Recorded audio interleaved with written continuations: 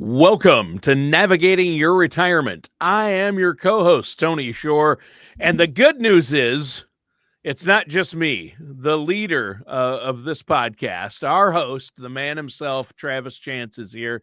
Travis, great to see you, and I'm excited about today's show in a certain way. It's a tough topic, but I'm glad we're talking about it, long-term care and aging. But before we get into that, how have you been? Busy? Any new stories or that you have for us? What's been going on in your life? Well, we've missed a couple shows for Yeah. off the bat. Just apologies there. We missed a couple shows. I think I told you one day. I literally found out the day before we were recording. I found out that my presence was requested at a Veterans Day event for Oh, our wow. kids' school. So Oh, Mason that's was neat. Mason was doing a solo part in a small part in a actually it was Woody Guthrie. This land is our Oh, land. yeah, yeah. Veterans Day at school. So I had to. That was at 9. We record at 9, so that was a no brainer. Had to cancel that one, and then Oh, yeah. had some technical issues. But it's been one of those things. It's been Murphy's Law around here for a couple weeks as far as technology is concerned. It's like if it could go wrong, it did go wrong. So got everything back to normal, so we're good to go there. But anyway, all in all is well. Georgia blasted Texas this weekend. That always makes for a fun Monday Oh, coming in. yeah. So yeah, it's always fun. We'll see if they can finish the year strong. They got Charlotte and Georgia Tech on Black Friday, so that should be a pretty good stamp on the year. We'll see what happens in the CFP. But So Georgia plays Georgia Tech Black Friday? every year, Every it's year on Black Friday, they Yep, play each other, right? it's Yeah. the hate game. Uh, Georgia Tech and Georgia always last Friday of November. Well, usually it's on Saturday, but this year it's going to be on Friday, and it's going to be at Mercedes-Benz Stadium in Atlanta. So I don't know why it's Georgia Tech's home year. I don't know why they wouldn't have played in Georgia Tech in their stadium, but they're playing at Mercedes-Benz where the Falcons play. So it's basically going to be a neutral site because Athens is only an hour away and Georgia travels well. So Yeah. Yeah. Well, I know that the Bulldogs have been they're pretty good. I think they'll make it. I think they'll easily beat Georgia Tech, don't you think? I'm going to be honest with you. I think Georgia Tech's going to be a harder game than Texas was. Really? Okay. Yep. Okay. Georgia Tech's quarterback is legit. I mean, That's true. He's been good. he's got some wheels. He can run. He can actually spin it. I mean, the kid can throw. He So, must because he makes the highlights, on I Sports mean, he's Center and stuff. he's in top 10 talks for Heisman. I mean, Yeah. the kid's good. Yeah. And Georgia Tech's always a fun game because they really dislike each other. Yes, So that's the that's big always gonna turn rivalry. up, it's going to turn up the intensity a notch. So that'll be fun. That'll be a fun game to watch. Yeah, I'm gonna watch that one. I've got Black Friday off this year, so I'm gonna watch that one. Well, Travis, let's dig in. My life is boring. We don't need to go over that. In fact, you're gonna learn what I've been doing every weekend because of this topic. So I'm glad you're talking about this. I have questions for you. You said you wanted to talk about aging and long-term care.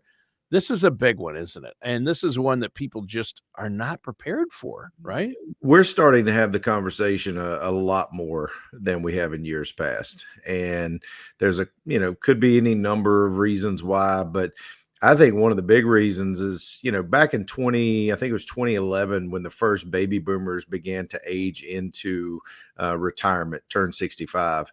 That tidal wave, that silver tsunami has just gotten bigger.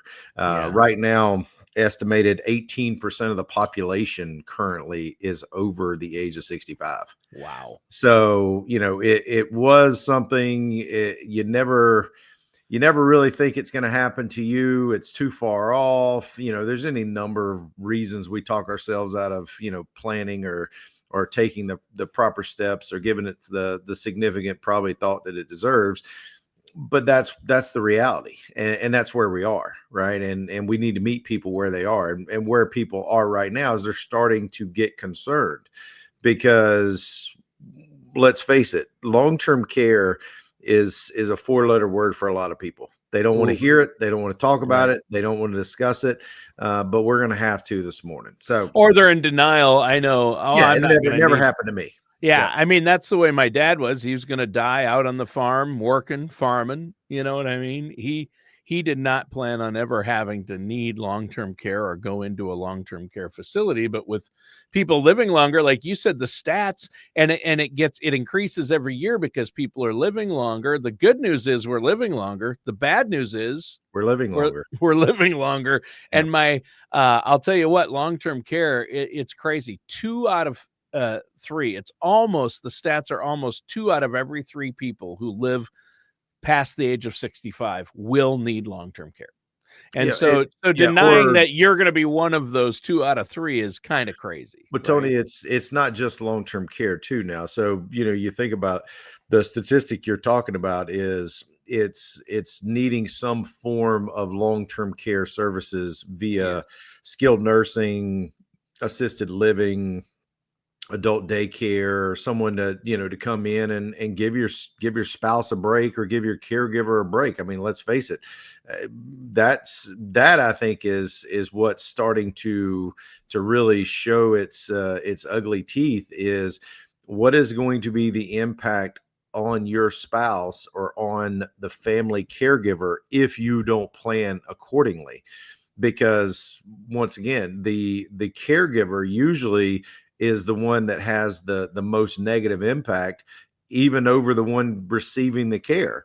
Because think about it. Now I'll give you an example. Got a client that literally is in a situation right now where giving care to a spouse, they are noticeably smaller than the spouse they're giving care to. So imagine being 120 pound spouse and having to assist and help and pull and tug and do the things on a day-to-day basis that need to be done on a spouse that's twice your size. The wear and tear on that person's body is going to be massive. Yeah. And it's not just for spouses, it's for adult kids, Yeah. daughters, True. sons, what have you.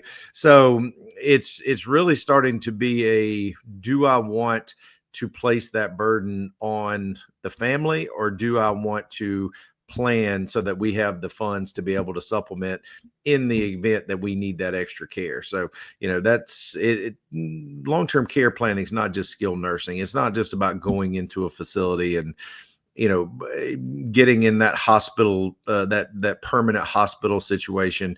It's all about also quality of life for you, for your family, for your friends, etc. It's the ability to age on your terms. But the thing that I think most people are starting to recognize is the expense.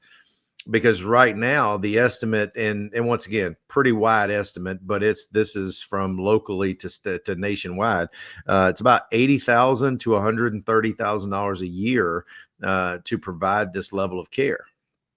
And Yeah. Tony, that's expensive. I mean, think about that. I mean, my goodness, even for That's you, real money. even That's that's real real money money, even to even you, for you. Travis. Yeah. Yeah, even for So me. Well, Travis, my mom has been in long-term care 3 years. She has late stage advanced Parkinson's. Um and really can't do anything on her own anymore because of her muscle control and things. And it is $11,000 a month. yeah. Okay. My dad just moved from assisted living to long-term care because he falls all the time now and needs help getting up and down and with things and making sure he takes his pills. Otherwise he wouldn't. Mhm. So he needs somebody to come in and check on him too. So that's 7,600 a month because he doesn't need as many services. But I mean, it starts that facility they're in is a really good one. But it's also a state facility. It's not a private, which can be even more expensive. But it goes from anywhere from $6,000 a month to 12,000. Like you said, it's Mhm. 12 or $13,000 a month. Well, $13,000 a month, that's not a realistic cost for almost anyone. And you'll deplete your retirement savings like that. So people up here in the Midwest are losing their family farms. Where I'm from, where my parents live, Mhm. I mean, he inherited. The problem is the timing. He inherited his farm from my grandfather. My dad did, or part of the farm and the buildings and some of the land. And now he'll probably lose it because he and my mom didn't have money saved up. So, Well, or insurance. you described a situation that a lot of people are going to run into, but think about if when you go back to whenever your father was not in and your mother was, Yes. or before the progression happened. Yep. That probably was a pretty difficult situation then, because I mean, think about it. You have this, if you don't have any method to pay for insurance, whatever, what have you, private insurance, asset based, whatever your planning mechanism was, you think about, you still have, if you have a spouse that's 11,000 a month. I mean, what is that? That's call it $132,000 a year. Yeah.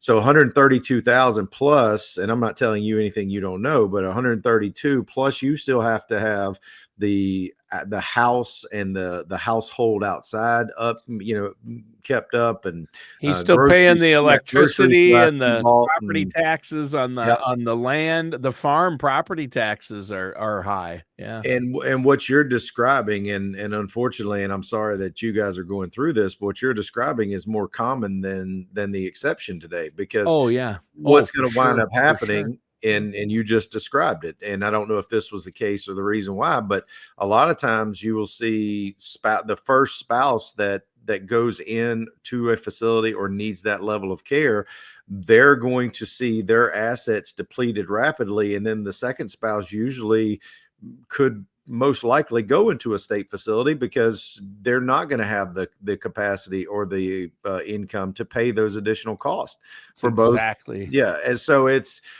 really starting, I think, to hit home, because boomers are also starting to become some version of the sandwich generation also, because their kids are not able to, and the reason money's tight is the kids are not able to go out, find gainful employment, or buy houses, or go out on their own, whatever reason that is. A lot of cases that's going on. Yeah. Then you have that same parent that's now bringing the child back into the house, may have to bring their parents into the house, so they have to care for their parents and their kids, and they're sandwiched in the middle.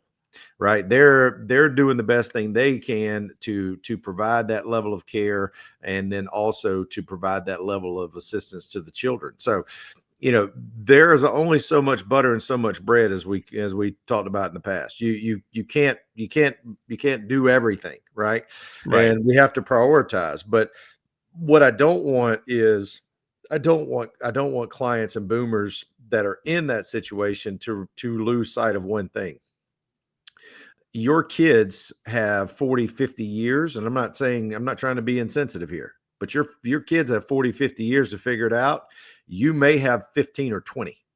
uh, so just keep that in mind. I'm not trying to tell you to kick your kids out tomorrow. Lord knows I wouldn't kick mine out. However, you do have to make sure that you take care of yourself. And one of the main Yep. reasons, like I said, is the cost. By the time we get to 2034, Tony, the estimate, and I pulled this from an article from earlier, the cost by 2034 is expected to be between 102,000 and 170,000 a year. It is going up at a much wider margin than inflation. So Oh yeah. if we see that we are looking down the barrel, so to speak, and you're seeing a shortage or soaring costs, you're seeing caregivers, that there's now a shortage of those, because then we'll talk about that in a minute as to why caregivers are starting to go on the decline as far as staffing.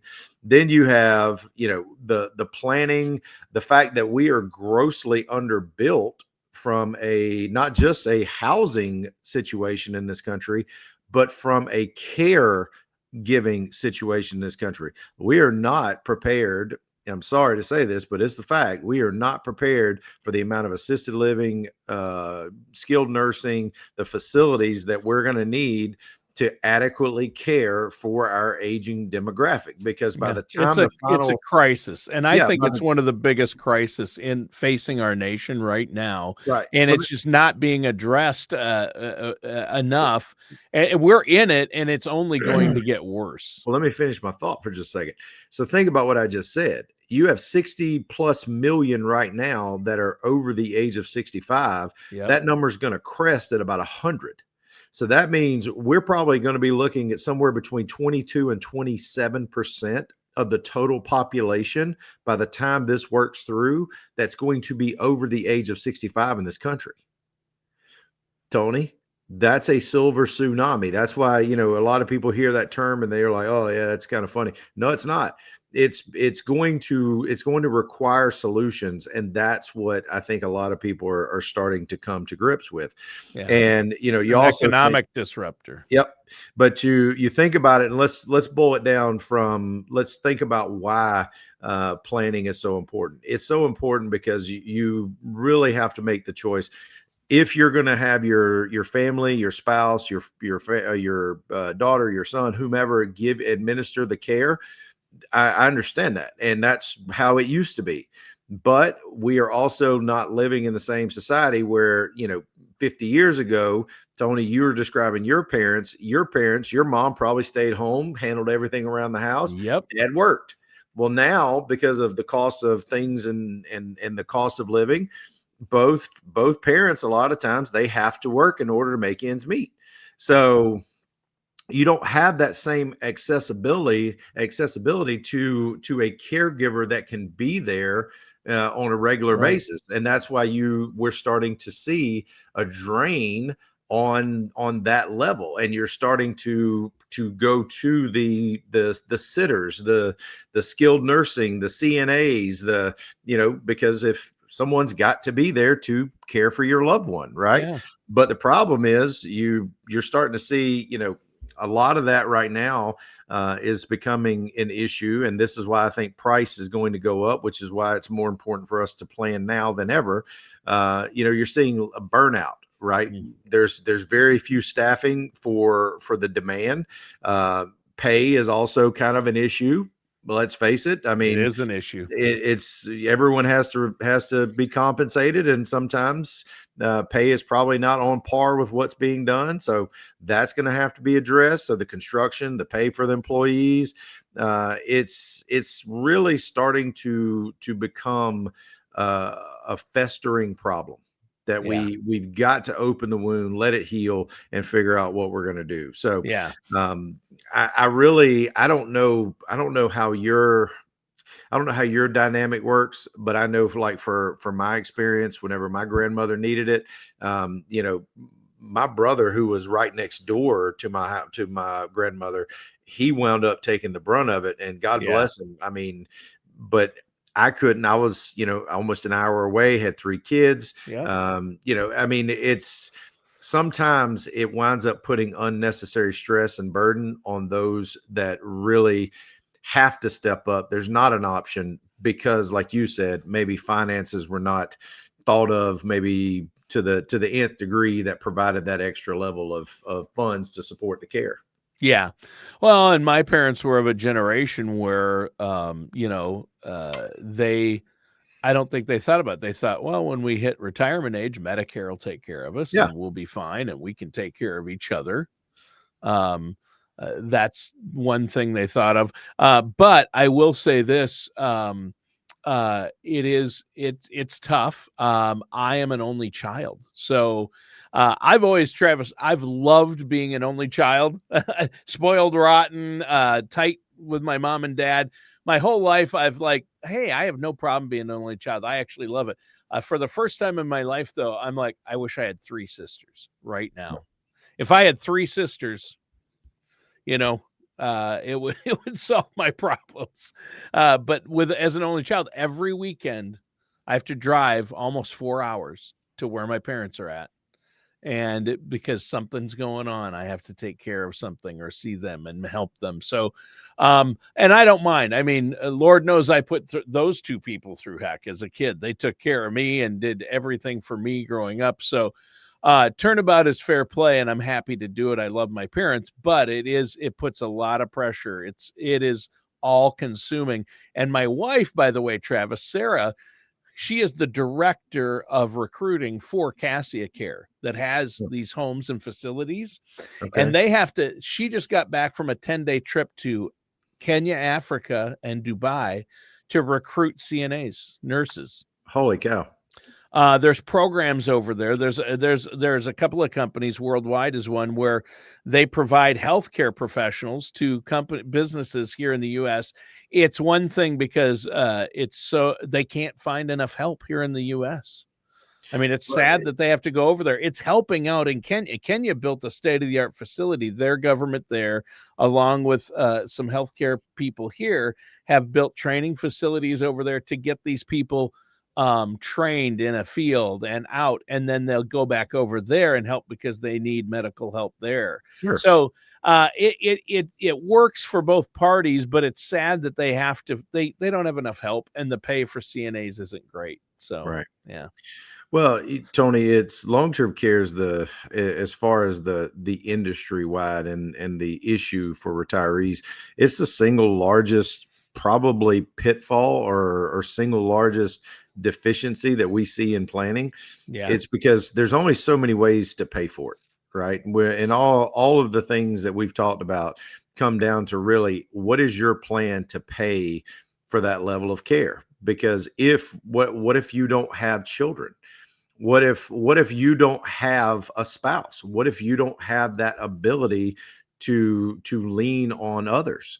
Yeah. What if both you and your spouse both need it Right, right. around the same So time, like my parents? Yeah. right. So there's really only, and let's talk about them briefly. There's really only a few ways to really think about this. Number one is private insurance. A lot of people would literally rather walk through hell in gasoline underwear than get long-term care insurance. I'm Yeah. just sorry. It's probably a little bit too Yeah. much, but it's the truth. It's People expensive and hard to get now, just straight Well, you have to long-term care qualify for insurance. it medically. Yeah. You have to go through the process, which is a little more labor Yeah. intensive. It's not even Um, an option anymore for a lot of people, is it? well, it's the problem fundamentally. We'll talk just a second on that. The problem fundamentally is it was massively underpriced when it was first conceived back in the 70s and 80s. Sure. I think the persistency rating they were planning on was like 67%, 65%. And what that means is for every three people drawing, two people would keep it. One person that was paying premiums would never get to the point of needing care, or they would drop it. So Right. therefore you wouldn't have, the pooled risk. You wouldn't have three people to pay for, you'd have two. So you had three premiums, two people to pay for. You actually had a profitable model. Well, the persistency rating is actually closer to 90 to 95% of people who got it and actually kept it. So what you're seeing right now, and the reason a lot of insurance companies are having to readjust their price, is they see this growing black hole on their balance sheet because you just said people are living longer. So, Yep. they're probably going to pay that full benefit of 36 months, 60 months, 72 months, whatever their promise was. And, now people are having to bear the brunt. So where a policy 20 years ago would have cost you X, policy today is going to be X to the second power, right? It's going to be massively more. So, we're starting to also think through, okay, well, if you don't have private insurance or you don't want to get private insurance, then what do you do? Well, Yeah. if you don't get private insurance, you got to pay for it yourself. Because Right. if you have means, if you have assets, you are going to have to probably pay for it out of pocket. Now, Because Medicare doesn't cover long-term care. We because need to Medicare doesn't cover it and Right. Medicaid does, but in order to qualify for Medicaid, you have to literally spend down, leave, 100, Flat broke. 130,000, yeah, in assets, 50% or 130, whichever's less, I think 120, 130. And then you can only keep so much in income per month outside. Spouse can keep the home, spouse can keep the car. But here's where I'm at on that. You mean to tell me that if you have a significant estate, okay, that you're going to volunteer to go into a Medicaid facility versus going into a private pay facility? A lot of people are not going to get there. They're No. going to be like, no, we'll figure it out. And they wind up, like you said, spending their assets, spending their kids' inheritance because they didn't take that next step. Now, Right. if you do qualify for Medicaid, you just described it, state facility, it's going to be semi-private room, nothing, if that's all you can afford, nothing wrong with it. Yeah. But then you have the Medicare and Medicaid Recovery Act. So don't just think that, once you go in that there's no further bill. You just may never see when the bill comes due. And then the Right. last but certainly not least, and this is what I'm going to wrap up the show with, is asset-based long-term care is something that is starting to really take hold and starting to be a real option for people. And I'm not promoting the product itself, but I am promoting it as the solution for a lot of people, because use it or lose it is why most people don't do traditional insurance. Right. And they worry about, okay, if I, let's say your premium's $5,000 a year and you'd give it for 20 years plus inflation. Let's say you spend 150 grand over your retirement in premiums, but you never use it. Your little green monster over here, and I don't want to say greed, but your little green monster's like, well, why did I do that? Right? I just wasted all this money. Yeah. Yeah. Well, that's what asset-based long-term care does, is it gives you either an annuity chassis, a life insurance chassis, and then you have a long-term care rider or an accelerated benefits rider. There's all kinds of different versions of these things. But what it does is it gives you two things. One, gives you long-term care dollars to spend in the future if you need it, but it also usually gives you a way to recapture those dollars that you put in, or a large portion. If you don't use it, your estate can actually recapture that, and you're not actually left holding the bag. So, and have paid all these premiums and get nothing back. And these are called hybrid policies. These are right? called hybrid asset-based long-term care. There's a number of names for them. Yeah. But the point I want to make is this. We know two things are going on, Tony.